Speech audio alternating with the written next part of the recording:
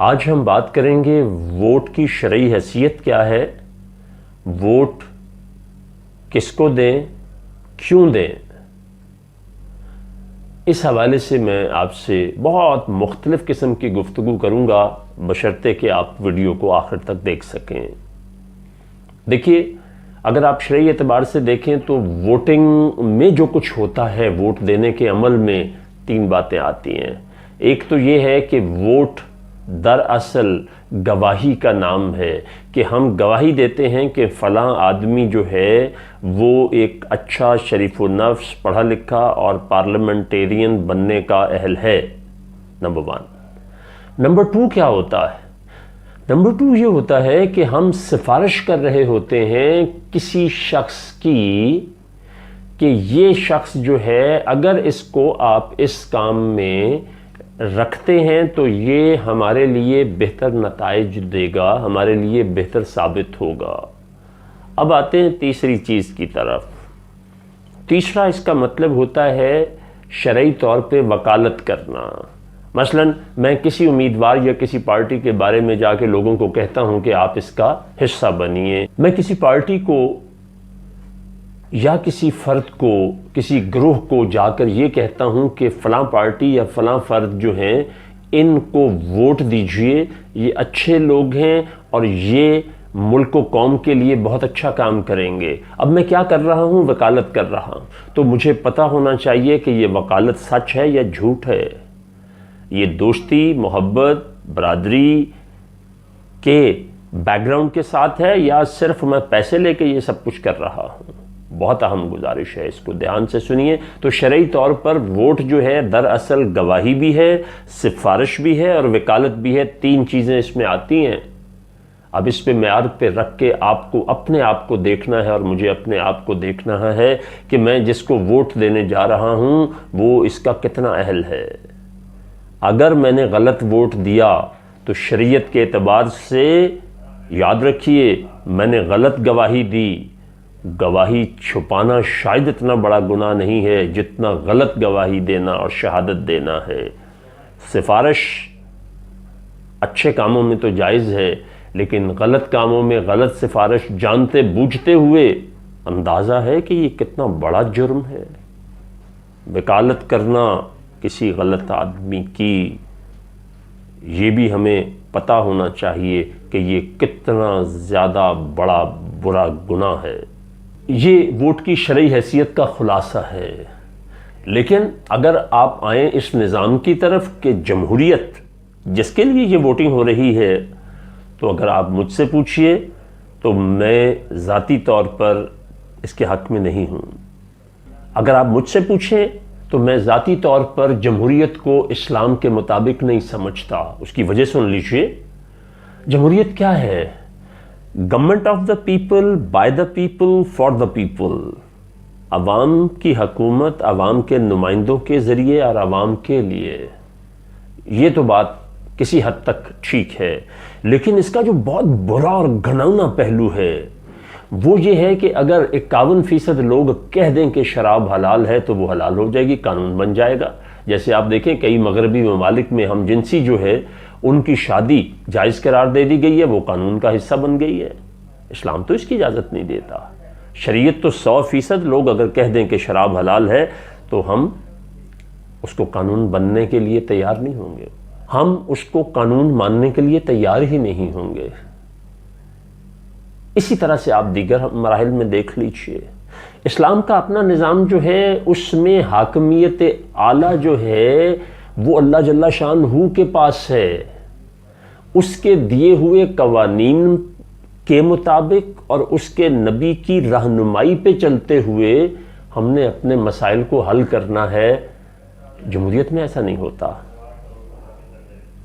تو یہ میرا ذاتی نقطہ نظر ہے اس کے بارے میں۔ جمہوریت کا خلاصہ یہ ہے کہ عوام سرچشمہ طاقت ہوتے ہیں، لیکن اسلامی قانون سرچشمہ طاقت اللہ جل شانہ کو مانتا ہے، اسی کی حاکمیت اعلیٰ کا قائل ہے۔ اب اگر میں یہ کہہ رہا ہوں اپنا نقطہ نظر دیتے ہوئے کہ یہ درست نہیں ہے، تو پھر میں ووٹ کے بارے میں باتیں کیوں کرنے لگا ہوں؟ تو سامعین کرام یہیں ایک بات میری سن لیجیے آگے چلنے سے پہلے. اسلام کی کمال قسم کی بیوٹیز ہیں، ان میں سے ایک یہ بھی ہے کہ اسلام کسی چیز کو ان آنسرڈ نہیں چھوڑتا ہے. جی جب آپ کے پاس 2 یا 2 سے زیادہ برائیاں ہوں اور سچویشنز ایسی ہو تو پھر چننا اگر مجبوری ہو تو کیا حکم ہے؟ چھوٹی برائی کو چنیں، کم برائی کو چنیں. اب اس کے مقابل میں ذرا جمہوریت کے مقابل میں خلافت کو تو لائیے. ذرا سنیے گا، حضرت عمر فاروق رضی اللہ تعالیٰ عنہ سے کسی نے ایک دفعہ پوچھا کہ یہ فلسفہ خلافت کیا ہے؟ تو آپ نے فرمایا میں تو بس اتنا ہی جانتا ہوں کہ میرے پاس جو کچھ بھی آیا، کہاں سے آیا، کتنا آیا، میں نے کہاں خرچ کیا، اور وہ جائز تھا کہ نہیں تھا جو میرے پاس آیا، اور میں نے پھر اس کا حساب بھی دینا ہے. دیکھیے اس میں ساری کی ساری ڈیفینیشن آ جاتی ہے. کسی بھی قسم کا اختیار اور طاقت، جو کچھ بھی میرے پاس آیا اس کا مطلب صرف روپیہ پیسہ نہیں ہے. ہر قسم کا اختیار اور وسائل جو میرے پاس آئے اور پھر میں نے کیسے خرچ کیے اور ان کا میں نے حساب بھی دینا ہے. تاریخ اٹھا کے دیکھیے، خلیفہ وقت جو ہے منبر پہ تشریف فرما ہے اور ایک عام شہری اٹھ کر پوچھتا ہے کہ جناب جو چادریں تقسیم ہوئی ہیں آپ کا تو اس میں کرتا بن ہی نہیں سکتا، کیسے بن گیا ہے؟ آپ پوچھ سکتے ہیں اپنے ان حکمرانوں کو کہ آپ کل تک کیا تھے، آج کیا ہو گئے ہیں. یہ تمام آپ کے سیاسی لیڈرز جو ہیں یہ بات آپ ان سے پوچھ سکتے ہیں؟ یقیناً نہیں پوچھ سکتے. یہیں بس نہیں ہوا، ایک روز یہی حضرت عمر فاروق جن کو مراد رسول بھی کہا جاتا ہے، ایک آپ جمعے کے روز پوچھتے ہیں کہ اے لوگو اگر میں اللہ اور اس کے نبی کی شریعت کے خلاف کچھ کروں تو تم کیا کرو گے؟ ایک ایسا بدو جو بالکل عام آدمی ہے وہ اٹھ کے اپنی تلوار نکال کے کہتا ہے عمر ہم تجھے اس سے سیدھا کر دیں گے. جمہوریت آپ کو یہ حق اور اختیار دیتی ہے کہ اسی وقت اٹھ کر ایک عام آدمی آپ سے ایک بات کہہ دے. تو یہ ایک فرق ہے جو ہمیں توجہ سے دیکھنا ہے. آج جمہوریت جس رنگ میں ہمارے غریب ملکوں مغربی ممالک میں تو جمہوریت up to greater extent performing comparatively better, بہتر کارکردگی کا مظاہرہ کر رہی ہے. لیکن ہم جیسے غریب ملکوں میں اگر آپ دیکھیں تو جمہوریت پتہ کیا ہے؟ میں آپ کو تاریخ سے ایک بڑا زبردست حوالہ دیتا ہوں. جب سٹالن کو اس کے لوگوں نے کہا کہ آپ جمہوریت کی کوئی بھی بات نہیں سن رہے ہیں، آپ نے اس کو بالکل ہی الگ کر دیا ہے، اس کے تو بہت فائدے ہیں، ہمیں کچھ تو سوچنا چاہیے، تو اس نے جواب دینے کی بجائے اگلے دن جب وہ اجلاس میں آیا تو وہ ایک مرغا لے کر آیا اپنے بغل میں. وہاں آ کے اس نے جب اجلاس شروع ہوا تو مرغے کے پر کھینچنا شروع کیے. ہر پر نوچنے پہ مرغا تڑپ اٹھتا. چند پر نوچنے کے بعد اس نے اپنی جیب سے کچھ دانے نکالے اور وہ مرغے کے آگے ڈال دیے، وہ اس نے چگنے شروع کر دیے.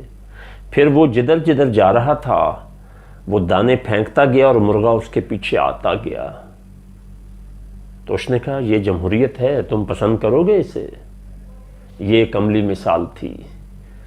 آپ غور تو کیجئے، ہماری جتنی پارٹیاں ہیں کم و بیش تھوڑے بہت فرق کے ساتھ، کیا یہ کچھ نہیں کرتی ہیں؟ ووٹ کے بعد یہ لوگ کیسے غائب ہو جاتے ہیں؟ 5 سال تک آپ کو نظر نہیں آتے ہیں.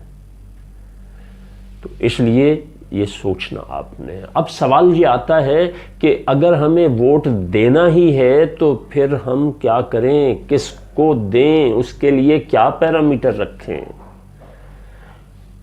تو اس کے لیے چند باتیں سنیے گا. انسان جو ہے اس کی یادداشت کمزور ہوتی ہے ایک گروہ کی شکل میں. ہم تاریخ میں بہت سارے واقعات ہوتے ہیں بھول جاتے ہیں. الیکشن تو صرف 5 سال پہلے ہوئے ہوتے ہیں، ہم بھول جاتے ہیں. آپ دیکھیے کہ وہ لوگ جو آپ کے پاس ووٹ ڈیمانڈ کرنے کے لیے آتے ہیں، درخواست لے کر آتے ہیں کہ آپ انہیں ووٹ دیں، تو اب آپ نے کیا کرنا ہے وہ میں چند ضروری باتیں آپ سے شیئر کرتا ہوں، پھر آپ ان کے پیمانے پہ رکھ کے دیکھ لیجئے گا کس کو ووٹ دینا ہے. دیکھیے ووٹ میں بھی دیتا ہوں لیکن میرے اہل خانہ کو بھی یہ نہیں پتہ ہوتا کہ یہ کس کو ووٹ دے کر آیا ہے، کیونکہ وہ میں ایک امانت ہوتی ہے جو اپنی عقل سمجھ اور شعور کے مطابق صحیح آدمی کو دے کے آ جاتا ہوں۔ تو برائے کرم آپ کو میں ایک اوریجنل واقعہ بتاتا ہوں۔ پچھلے الیکشن میں میرے بھانجے بڑے جو ہیں وہ الیکشن میں کھڑے ہوئے، انہوں نے مجھے کہا کہ میرا آخری وہ جو جیسے ابھی کل رات جو ہے کمپین کی آخری رات ہوگی، تو آخری جلسہ جو ہوتا ہے اس میں ہر کوئی بہت زور لگا دیتا ہے۔ تو انہوں نے مجھے بلایا، میں چلا گیا، پھر انہوں نے مجھے سٹیج پہ بلا لیا، پھر تقریر کرنے کے لیے کہا، ذرا میرے لفظ سنیے گا میری تقریر کیا تھی۔ انہوں نے مجھے سٹیج پر بلایا، میں سٹیج پر چلا گیا، پھر انہوں نے جب تقریر کرنے کے لیے کہا تو میں نے چند لمحے سوچا، ان کو منع کیا کہ میں اپنی سیاسی شناخت نہیں بنانا چاہتا، میں اپنی دینی شناخت کو زیادہ اہم سمجھتا ہوں۔ جو قرآن کا میں کام کر رہا ہوں اس میں ہر پارٹی کا، ہر مسلک کا آدمی آتا ہے اور یہی میری کامیابی ہے، اس لیے مجھے یہ زیادہ میرے لیے امپورٹنٹ ہے۔ تو پھر بھی وہ باز نہیں آئے تو کیا ہوتا؟ سٹیج پر جا کے میرے لفظ جو تھے نا، میں نے کہا کہ کسی نے اسے ووٹ دینا ہے ضرور دے، نہیں دینا بالکل نہ دے۔ میں نہ کہتا ہوں کہ یہ بہت اچھا آدمی ہے، نہ کہتا ہوں بہت برا آدمی ہے، اپنے ضمیر اپنی عقل کے مطابق ووٹ دیجیے۔ آپ سمجھ سکتے ہیں کہ کسی کا آخری جلسہ ہو اور آخری سپیکر ہو تو وہ لوگوں کا ذہن کیسے ایک دم سے بدل جاتا ہے۔ مجھے کوئی پریشانی نہیں کہ میں نے کیا کیا، میں نے لوگوں کو یہ ضرور کہا کہ یہ چند باتیں ضرور دیکھیے گا، جو شخص اس پہ پورا اترتا ہے آپ کے نزدیک اس کو ووٹ دے دیں، ضروری نہیں ہے کہ یہ ٹھیکیدار ہے اس چیز کا۔ جو بھی اس معیار پر پورا اترے اس کو ووٹ دے دیں، کوئی پارٹی ہو، آزاد ہو، چوائس آپ کی ہے۔ اس میں سب سے پہلی بات یہ تھی کہ آپ اس کو ذاتی طور پہ کتنا جانتے ہیں، ذاتی طور پر آپ اس شخص کو کتنا جانتے ہیں، یعنی اس کے کردار سے، اس کے اقوال سے، اس کے اعمال اور افعال سے کتنا آگاہ ہیں، وہ اپنے لین دین میں کیسا ہے، اپنے دوست احباب کے ساتھ معاملات کیسے کرتا ہے، پھر وہ کیا آپ کے علاقے کا رہنے والا ہے، پڑھا لکھا ہے، آپ کی آواز اٹھا سکتا ہے، اتنی جرت ہے۔ صرف زاہد کافی نہیں ہے کہ وہ جناب 5 وقت کی نماز پڑھتا ہے، بہت نیک آدمی ہے، لیکن کسی سے بات ہی نہیں کرتا، بات کرتا ہے تو بد اخلاقی سے کرتا ہے، تو وہ آپ کے لیے اسمبلی میں جا کے آواز کیسے اٹھائے گا؟ پھر بہت بہتر ہوگا کہ وہ شخص آپ کے علاقے کا رہنے والا ہو، اس کا وہاں پر ووٹ ہو، اس کا گھر ہو، اس کا آنا جانا ہو، تاکہ آپ کو اس تک رسائی میں کوئی دقت پیش نہ آئے۔ کیا اس کی اوپن ڈور پالیسی ہے کہ آپ جب جائیں آپ دروازہ کھٹکھٹائیں تو اس کا دروازہ آپ کے لیے کھل جائے گا، یا پھر 5 سال بعد ہی کھلے گا؟ ان سب باتوں میں کردار سب سے اہم ہے۔ دیکھیے میں ایک بہت بولڈ سٹیٹمنٹ دینے لگا ہوں۔ ہمارے ملک میں اس وقت جتنی بھی سیاسی پارٹیاں ہیں، کون سی سیاسی پارٹی آپ کو حسابات دے سکتی ہے؟ کوئی نہیں دے سکتی۔ کتنا پیسہ کہاں سے آ رہا ہے اور وہ کیسے خرچ ہو رہا ہے؟ یہ اسراف نہیں ہے؟ اس سے کتنے لوگوں کی کتنی مشکلیں حل ہو سکتی ہیں، کبھی سوچتے ہیں؟ اور اسراف کرنے والے کون ہیں؟ شیطان کے بھائی ہیں۔ ایک لمحے کے لیے سوچئے تو صحیح کہ کوئی شخص اٹھتا ہے اور کروڑوں روپے M N A M P A کے لیے خرچ کر دیتا ہے، کیوں؟ وہ انویسٹمنٹ کرتے ہیں۔ اور آپ اگر ٹی وی پہ دیکھیں تو ایک چینل نے پرسوں ایک پروگرام لائیو دکھایا کہ کس طرح سے ووٹ بکتا بھی ہے۔ ہم اپنا ضمیر جب بیچ دیتے ہیں کسی کے ہاتھوں میں، 2000 سے 10,000 روپے تک ان کا معاملہ ہوا، پھر اس کی شرائط کیسے ہوئیں، قرآن کیسے اٹھایا جاتا ہے، حلف کیسے لیا جاتا ہے، اور وہ کیا تحفظات ہوتے ہیں کہ مجھے پیسے ملیں گے اور جو امیدوار ہوتا ہے اس کو ووٹ ملیں گے۔ ذرا سوچئے کہ آپ نے وہ گواہی، وہ سفارش یا وکالت کس درجے کی کر رہے ہیں؟ بہت سوچنا ہوگا آپ کو۔ اب میں اپنی گفتگو کے انتہائی اہم ترین حصے کی طرف آ رہا ہوں، براہ کرم دل کے کانوں سے سنیے گا۔ دیکھیے، پاکستان کے الیکشنز میں اتنا اخلاقی انحطاط کبھی تاریخ میں نہیں ملتا جو اس دفعہ ہو رہا ہے۔ آپ ذرا دیکھیے تو صحیح کس طرح ذاتیات پر حملے ہو رہے ہیں۔ پارٹی کو برا بھلا کہنا، فرد کو کہہ لینے کی حد تک بھی چیزیں ہوتی تھیں، لیکن آج تو ہمارا سارا زور ہی دوسروں کو برا کہنے پر آ گیا۔ صرف برا نہیں، صرف تنقید نہیں، اخلاقیات سے نیچے گر کے بیویوں پہ، بیٹیوں پہ، اہل خانہ پر کس قدر گھٹیا الزام لگائے جا رہے ہیں۔ ایسا کرنے سے ذرا سوچئے اور دل کے ہر گوشے میں میری بات کو بٹھا کے سوچئے، ہم کتنے گناہ کبیرہ اور صغیرہ کے مرتکب ہوتے ہیں۔ آپ صلی اللہ علیہ وسلم کی ایک حدیث کا مفہوم ہے کہ مومن کچھ بھی ہو سکتا ہے، جھوٹا نہیں ہو سکتا۔ آج اسمبلی کے فورم پہ کھڑے ہو کے، جلسوں میں کھڑے ہو کے ہم قسمیں کھاتے ہیں، وعدے کرتے ہیں، اعتراف کرتے ہیں، اور بعد میں کیا کہہ دیتے ہیں؟ وہ جناب یہ تو میرا سیاسی بیان تھا۔ وہ خدا کا خوف کرو، مذاق میں بھی جھوٹ بولنے سے منع کیا گیا ہے، اور ہم اتنی سنجیدہ جگہوں پر کھڑے ہو کر ایک بیان دیں اور پھر یہ کہیں کہ جی ہم نے تو سیاسی بیان دیا تھا۔ تو پھر سیاست کس چیز کا نام ہوا؟ جھوٹ بولنے کا۔ تو جھوٹ تو آپ کا دین کسی بھی شکل میں آپ کو اجازت نہیں دیتا۔